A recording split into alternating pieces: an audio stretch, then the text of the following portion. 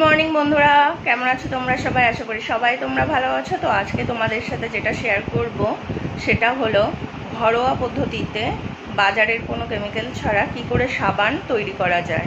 তো আজকে তোমাদের সাথে আমি নিম সাবান তৈরি করাটা শেয়ার করব। তো চলো যাই তৈরি করতে, চলে যাই।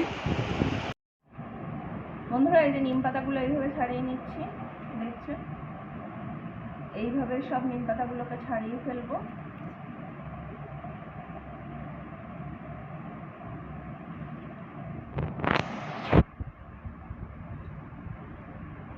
আর এর থেকে রস বের করে নিতে হবে। তারপরে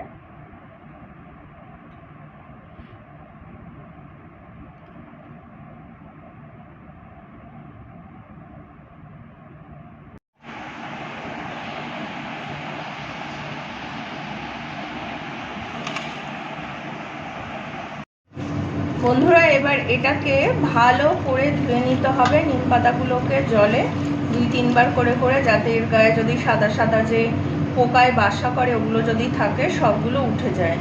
তারপরে ধোয়ার পরে এটাকে আমাকে মিক্সিতে দিয়ে পেশাই করে নিতে হবে। আর যারা শিলনোড়ায় বাটবেন তো শিলনোড়াতেও আপনারা বেটে নিতে পারেন। এবার আমি পাতাগুলোকে নিয়ে এই যে মিক্সির মধ্যে দিয়ে দিচ্ছি এটা রস বের করার জন্য।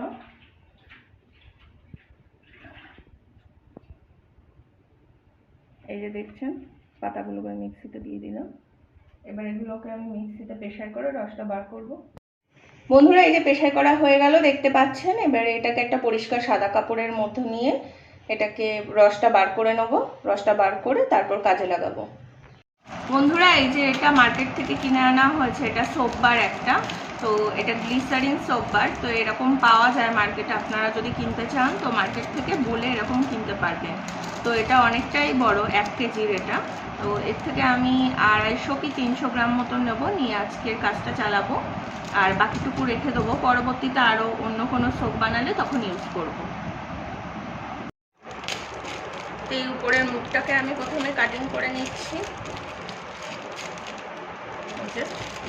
কাটিং করে এই সোপটা অল্প করে বের করে নিতে হবে। এর থেকে খানিকটা বার করে নিচ্ছি আমি এর থেকে। এর উপরে থালার উপরে রাখবো এটাকে, কাটিং করতে হবে। এটাতেই আমাদের অনেকটাই কাজ হয়ে যাবে।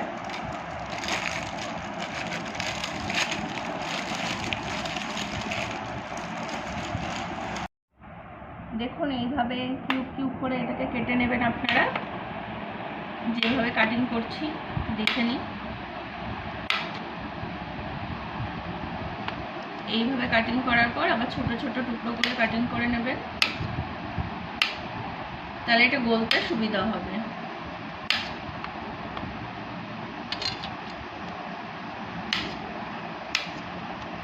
দেখুন কত ছোট ছোট টুকরো করে নিচ্ছি আমি। এই গরমে বাচ্চাদেরকেও এইভাবে তৈরি করে সাবান মাখাতে পারেন, নিম সাবান। কেননা গরমের সময় তো মানুষের অনেকটা অ্যালার্জি হয়, র্যাশেস ওঠে না গায়ে। তো তার জন্যে গরমে এগুলো ব্যবহার করলে আপনাদের অ্যালার্জি বা র্যাশেস এগুলো দূরে থাকবে। আর যেহেতু এটা প্রকৃতির সব জিনিস দিয়ে তৈরি, ওই জন্য এগুলো দিয়ে কোনো কিছুই আপনার সাইড এফেক্ট হবে না।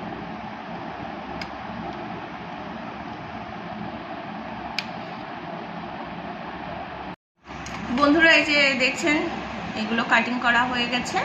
এবার এগুলোকে আমার গলাতে হবে। তার জন্য কড়ার মধ্যে একটু জল নেব। জল নিয়ে সেটাকে একটু গরম করব, তার উপরে একটা বাটি দেবো, বাটির মধ্যে এগুলোকে দিয়ে গলাতে হবে। তো চলুন বন্ধুরা, সাদা কাপড় একটা নিয়ে নিলাম এই যে পরিষ্কার। এর মধ্যে এবার আমি এই যে নিম পাতা যে বাটাগুলো আছে এই বাটাগুলো আমি এর মধ্যে দিয়ে নিংড়িয়ে নেব। তো এই যে এর ভিতরে দিয়ে দিচ্ছি আমি এগুলোকে। এবার দিয়ে এবার নিংড়িয়ে রসটাকে আমার বার করে নিতে হবে পুরোপুরি ভালো করে। বাটির মধ্যেও লেগে রয়েছে, সেগুলোকে আমি ভালো করে এইভাবে নিয়ে নিলাম মুছে মুছে। এবার এটাকে আমার নিংড়িয়ে নিতে হবে ভালো করে। বন্ধুরা, এবার এটাকে আমি এইভাবে ফোল্ড করব কাপড়টাকে। দেখছেন এইভাবে ফোল্ড করে নিচ্ছি আমি। ফোল্ড করে নিয়ে এটার এই যে রসটাকে আমি এই বাটির মধ্যে নিংড়িয়ে নেব।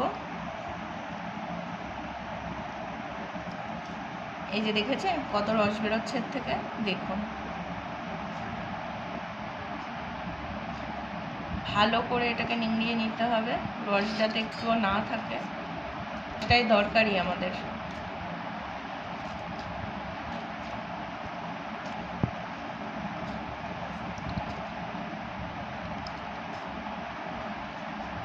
এই নিম পাতা বাটাটাকে আপনারা গায়েও লাগাতে পারেন।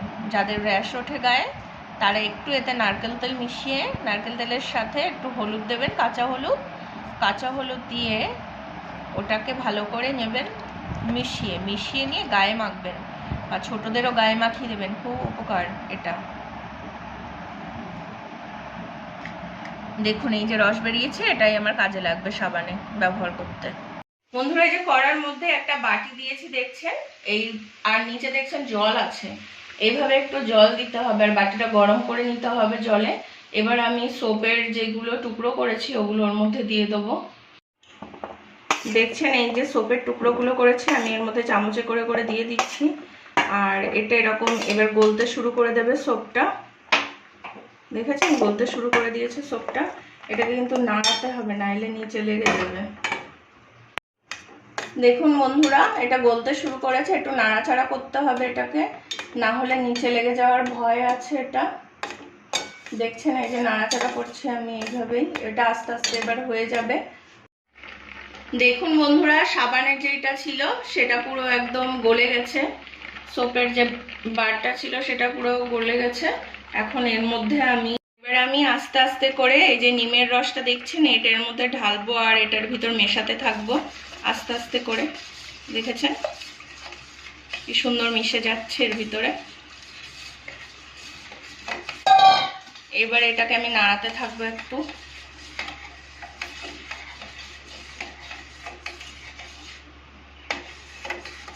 এরকম একটা আপনারা সোপ তৈরি করার এটা বাজারে পেয়ে যাবেন। এই জিনিসগুলো রাবার টাইপের হয়, ফলিকনের বলে। তো এগুলোর মধ্যে আমি সোপটাকে এবার বসাবো, একটা একটা করে সব ঢেলে দেবো। দেখবেন এর মধ্যে আমি দেখুন এই যে ঢেলে দিচ্ছি।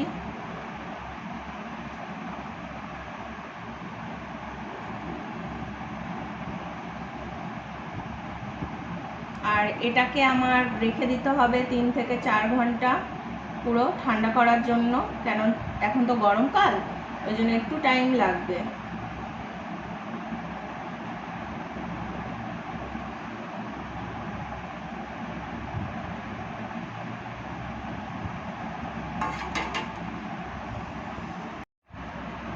দেখুন এটা কেমন দেখতে হয়েছে।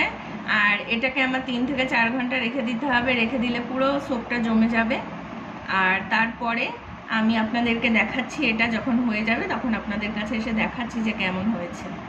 বন্ধুরা 3-4 ঘন্টা হয়ে গেছে, এখন চলে এসেছে সাবানটা তোলার জন্য। তো কেমন হয়েছে তোমাদের সাথে এবার শেয়ার করব। তো চলো দেখাই তোমাদেরকে। এই যে দেখতে পাচ্ছ সাবানটা তৈরি হয়ে গেছে, আর কেমন এই যে দেখো তৈরি হয়েছে, এই দেখো উঠে আসছে, দেখেছো কত সুন্দর লাগছে। তো তুলে তোমাদেরকে দেখাচ্ছি, দাঁড়াও। এই যে দেখুন বন্ধুরা আমি এটাকে তুলছি এবার। হ্যাঁ দেখুন কেমন হয়েছে এটা সাবানটা। এই যে সাবান পুরো তৈরি, দেখতেই পাচ্ছেন। এই দেখুন উপরটা কি সুন্দর লাগছে দেখতে, তাই না? এই দেখুন আরেকটা তুলছি, এটা লাভটা। এই দেখুন কত সুন্দর দেখতে হয়েছে, দেখেছেন? এবার চৌকোটা তুলছি, এবার। এই দেখুন, এই দেখুন দেখেছেন কত সুন্দর হয়েছে। আর এবার গোলটা তুলছি, এটাতে বেশি পড়েছিল আর ওগুলো একটু অল্প অল্প হয়েছে, এটা একটু মোটা হয়েছে এর জন্য। দেখেছেন কত সুন্দর লাগছে সাবানগুলো দেখতে। এরকম নতুন নতুন ভিডিও পেতে প্লিজ সাবস্ক্রাইব করে দেবেন আমার ইউটিউব চ্যানেলটাকে, আর সঙ্গে থাকবেন সব সময়ের জন্য। তো এখানে বাই বাই।